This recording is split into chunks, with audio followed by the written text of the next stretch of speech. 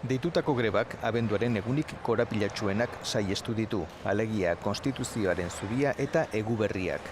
Lanuzteak erdian egingo dira, abenduaren 14an, ostiralean eta hurrengo astean 17tik 21, biak barne.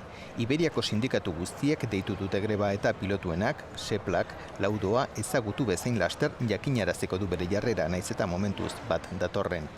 Sindikatuen esanetan grebarekin 4.500 langileren kaleratzearen aurka agertu nahi dute, bai eta beste hainbat murrizketaren kontra ere. Y que a nuestro juicio supone el desmantelamiento, el desguace de la compañía, el hacerla más pequeña. Zuzendaritzak berriz axolagabekeria izango dela adierazi du, justifikaziorik gabekoa.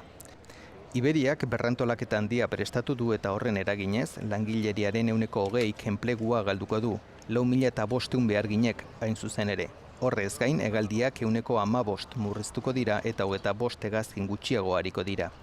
Zuzendaritzak esan zuen urtarrilaren 31ra duela epea sindikatuekin akordioa lortzeko eta lortu ezean neurri gogorragoak hartuko dituela.